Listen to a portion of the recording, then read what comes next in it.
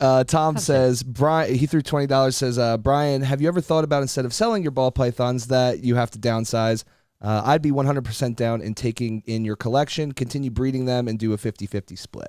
So, Tom, it's what they would typically refer to as a breeder loan, right? As breeder loans been going on since I started in the 80s. People have done breeder loans. I'm not opposed to that type of situation if it's the right situation. I will say that the problem, I'm going to explain what happens usually with breeder loans. Not always, but usually with breeder loans, is that it may look attractive on the front end, and then what ends up happening is, let's say, I sent all these snakes to you, and it was great because I don't really care about the money side of it, in the sense of like, I don't need to sell the snakes to pay for something. So maybe that goes, all right, this is great. I don't have to market them. I don't have to, I'm just going to send them to Tom, and he's going to breed them. What often happens is, like, the first year you breed them, you're like, my God, this was awesome. I got all these clutches. I got, 60, 80 clutches of ball pythons I wouldn't have had. And now I split it 50-50, whatever the case is. This is awesome. By the second year, Tom starts to think, I'm doing all the work. Why am I only getting 50% of the money? Yep. Even though you didn't buy the snakes and the snakes weren't yours. So then what ends up happening, and I'm not saying Tom does this, I'm saying most the fictitious Toms does this, is then the fictitious Tom usually starts saying, oh, we only produced 20 clutches this year instead of 50. Because they go, it's not fair that I'm splitting 50-50. I'm doing all the work. I should get more, so I'm just going to start doing that. That's honestly how breeder loans usually work. I've done breeder loans so many times in my life, and I can honestly say I have never felt like I've come out of a breeder loan where I was in a good spot, right? Yeah. Every time I put something on breeder loan with someone, either the animals die, they don't breed the same way that I would breed them, like they have, instead of a 90% success, they have a 25% success. And many times, as a matter of fact, I'm going to go back to a guy named Mark Johnston. This is, so no one would ever know who this is because I'm sure he's been out of reptiles forever. But I was like 20 years old, and I was into snakes, and he was into lizards. Well, I was making some money. I wasn't rich by a long shot, but I was making some money, and he wanted to do lizards. Well, veil chameleons back then were pretty rare. They were like, babies were like $250.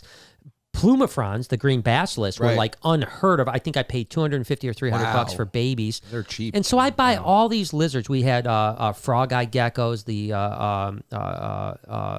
There's frog-eye geckos. Anyways, there's like maybe 10 different lizard projects I put up all the money for. I buy the caging for them. Mark's going to take care of them. He's going to breed them, and we're going to split the babies 50-50. 2 years goes by. Me and Mark are really good friends. I'm talking talk every single day type friends, right? I mean, like that type of friends. All of a sudden, a local pet shop has baby veil chameleons and green basilisks. And you're like, huh? And I'm like, where did you guys get these from? And they're like, oh, there's this guy named Mark Johnston. He's been producing them and selling them to us for the last 6 months. Never even told me we had an egg. Damn. Never even told me we had an egg. Not even an egg. So greed can get the best of people is what I'm saying, Tom. And I'm not saying you're that guy. And if I could find the right guy, I'd be all about it because I don't really want to sell these animals. I mean, that's not. And let me just start by saying that I am not selling anything right now. You know what I mean? Like, I haven't made a final decision. There's still a lot of information. So, I mean, as a matter of fact, Jay, I'm going to take a slight break from the comment section on my YouTube channel, which you guys know I read the comments almost every day. I comment back a lot. I'm just going to take a few days off because this last few days, the comments are becoming a little bit more negative, and it's just affecting me a little bit. Yeah, normally, it's not necessary. Normally, it doesn't affect me at all. Like, normally I can read a comment, and I'm not, listen, when you say something stupid, like, you're an animal abuser, but I don't care about that at all. But it's when people start saying like things like, there was a couple comments like, yeah, I think you should, because remember we put the piece about Jay saying we should move, right? Right. And so there were a bunch of people saying, I absolutely think you should move. It's stupid for you to stay there. The parking is horrible. I've been there a couple times, and honestly, the parking situation alone makes me not want to come back. You need to move, blah, blah, blah, blah. A whole lot in the back. And there's a whole lot in the back. But anyways, that's nevertheless. Yeah. What people don't understand is that, number one, the square footage of where Jay wanted us to move to, which was a beautiful building, don't get me wrong. And Jay's great. I love the fact that Jay wants us to do that's good. What people don't get is that like we encouraged that idea, but it's just but what you have to understand is that size-wise, square footage, we would have more square footage in this building if we expanded than we would if we moved. And the overhead would be 3 times the amount. 3 times the amount of overhead to move into a building that is 50 square foot smaller than this building. How could that make sense? It doesn't. Like, how can that make sense? Yeah. To say, I want to triple my... So basically what I'm going to say is, if I tripled my overhead at the Reptarium right now, we'd be out of business. Right. Because we're limited to 35 people per hour. We could not pay the bills if our overhead was... The only reason we survived this and thrived during this period of time was because we had such low overhead, right? I've been down the path of having a giant building with... Listen, I used to wake up on March 1st and have to make $60,000 to be broke at the end of the month. Yep. To be broke. $60,000 just to pay my expenses on a building, just to be broke. And all I did at that time, I had one income stream, breeding snakes, period. I had no other income streams. YouTube never made me money back then, on and on and on. So my point is that I understand, and I know even the comments are just trying to be thoughtful, and they're trying to be helpful, but you don't know the whole situation, And there's a lot of it that goes on. I mean, but my point is that I'm not selling anything right now. I don't even know if I can do the expansion here. I've talked to the building inspector. That, he was completely fine with us doing it. Now I've got engineers are coming this week. We're going to talk about engineers. We're going to talk about price. Someone else said, I think that the vibration of busting the cement is going to really harm your animals. There'll be no animals in that building. We will clear the building of animals before we do the construction. So like I said, a lot of people that have very limited information trying to make that decision for me. And we've come across that problem before, right? Yeah. We've actually even had a vlog talking about how, listen, it's not as simple. We're just trying to squeeze all this information into 15 minutes. Yeah, and don't get me wrong. People are just trying to be nice, and they're trying to help, and I'm not bitching. And that triggers me a little bit, but I've also had a lot more triggering about how our channel sucks now, and that we used to be good and now we're no good anymore, and that's bothering me a little bit, because anyone that follows our channel sees our numbers are down. Right? Now, it happens in YouTube. Every YouTube channel you follow will spike and drop and spike and drop and spike and drop. We're in a drop. We are typically getting 100,000 views a video, anywhere from 100 to 125 typically per day on the video. Recently we've been getting 50K. Yep. The last couple of days we've gotten 70, 75K, which we're hopefully going back up, and hopefully we'll continue to grow back to that 100K again. This isn't the first time we've had that dip. And you can, don't get me wrong, at that point you can definitely decide to make some changes, and I'm not turning a deaf ear to people's advice, but there are people that are they aren't trying to give me advice. They're just using this to kick me while I'm down, know? And it's difficult. Mentally, it's difficult when you're just getting 100K a video, and all of a sudden you're doing just as hard of work and you're getting half the views. Mentally, it's very wearing. It wears you out, And so I'm just going to take a little bit of a break. I might read a few comments in the very first minutes, but I think I got to walk away from it a little bit for my own self, because I haven't been triggered by comments in probably 2 years. Yeah. And the last couple of days, I've been triggered a little bit more. As a matter of fact, Melissa, by the way, before we get into super chats, I know you guys are busting on super chats, so I'm going to get to you guys in a second. Melissa yesterday, of course, mentioned that there was a negative video about me crying, right, and it was from a friend. Well, it turned out that Nerd reposted a clip of a video that Jason's Exotics. Remember we met Jason? I was I remember I was just telling you about him the other day. Right. Remember? Yeah. So he posted a video, and apparently I talked to Kevin today. Kevin, number one, didn't even know that Donnie had posted it, or he didn't know much about it. But he had talked with Jason, and apparently Jason, who is good friends with Kevin and me, by the way, right? He busted Kevin's ass too. Yeah, no, that was what I was telling you about. He busted the whole chain, just anyone that was doing good on YouTube, pretty much, that is in the reptile community. So why did he do that? So he was saying that he just hates how dramatic everything, you know how it is, dude, like how people are. It's like how dramatic everything is, or sensational, or something like that. And what people don't understand is that, you have to make people want to watch, or they're going to just not watch. Yeah. Well, that's the thing. I know that I probably took some abuse for the injured while holding an 18%. Well, number one, I was injured. And my back is effed up. My Yeah. back is so bad right now from falling down with that thing. But if you watch the video, even after I fell, I wasn't playing it up like the snake hurt me. No, you were like, see, just like that, and you're on your butt. Yeah, yeah, exactly. In actuality, I was in a lot of pain, and I didn't even portray that I was in a lot of pain. So anyway, so I guess Jason posted this thing. But he was the one that said that, said stuff about you crying or something like that? Yeah, supposedly said something about me being emotional. But the thing is my emotion, number one, that's who I am. Yeah. Number two, that's mental health, man.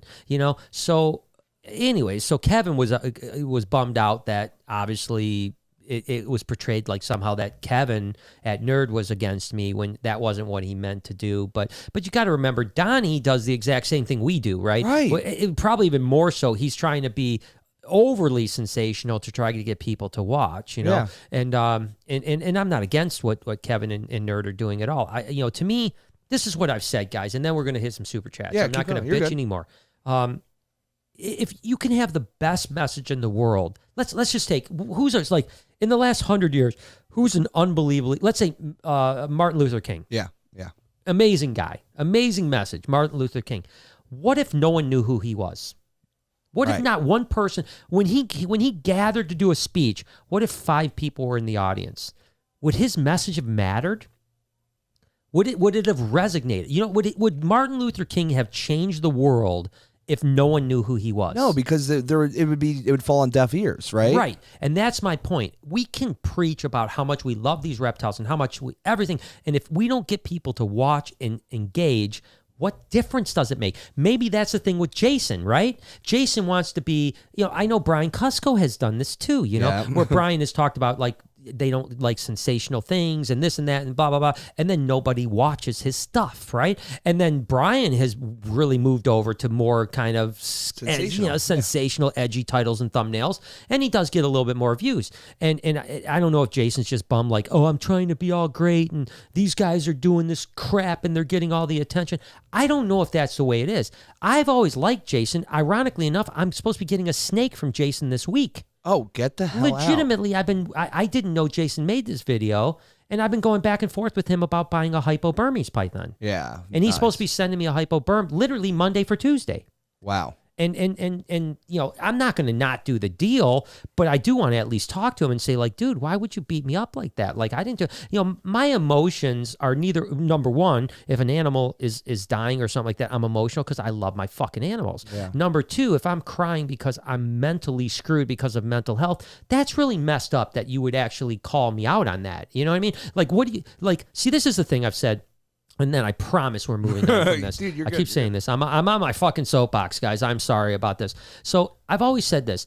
When someone that has a following is open about their mental health, and then people bash them for being open, what does that do for the person that's afraid to talk about mental health? Yeah, the person that looks up to you for talking about it, right? Yeah. And then they go, look at this guy's getting beat up because he's talking about his mental health. I better keep to myself. Next thing you know, they kill themselves because they can't deal with it. They can't talk to anybody, and that's bullshit. I mean, listen, if Jason wants to beat me up or anyone wants to beat me up for my title about falling down and getting injured, I don't care about that. You know what I mean? Does that take away from the fact that we put out a 14-minute, very positive, banging video? Someone else said the same thing, like, I'm just sick and tired of, you talk about being positive, but every thumbnail of yours is negative.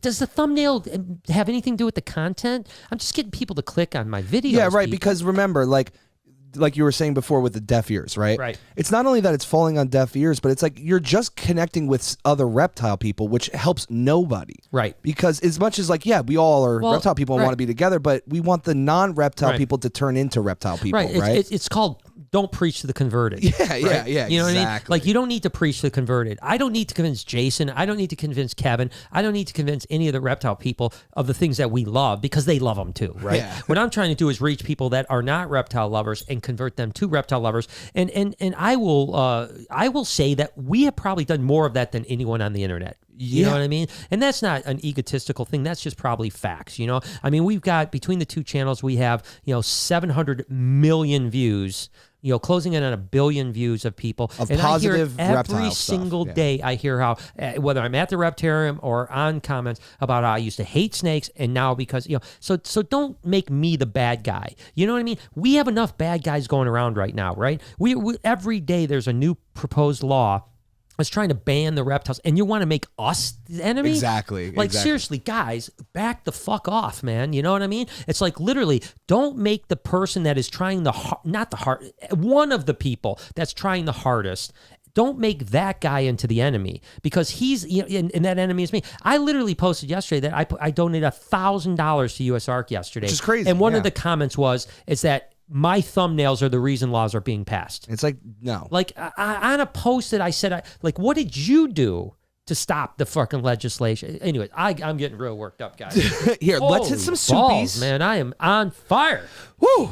Okay, I'm going to take Let's a hit deep some breath soupies, because I'm sure this will kind of come up, because the super chats will probably talk about it too. All right, so. and listen, I'm apologizing, guys. And like I said, hopefully me and Jason are cool, man. I hope we are, because I like that dude, man. Yeah, and that's what I was surprised I haven't watched too. his video. You watched it, right? So I watched what Donnie posted, which was a small part of it, right? Okay, yeah. And it was really more about Donnie and Nerd. I actually didn't know that you were brought up in it at all. I knew he brought you up in the sense of like sensationalism, right? But I didn't hear about that other part. Yeah, or I it was like told supposedly you about like me crying and for views. Yeah, and I shit just like heard that. where he like, was I've talking never about. cried for views. Trust me, I've never cried for views.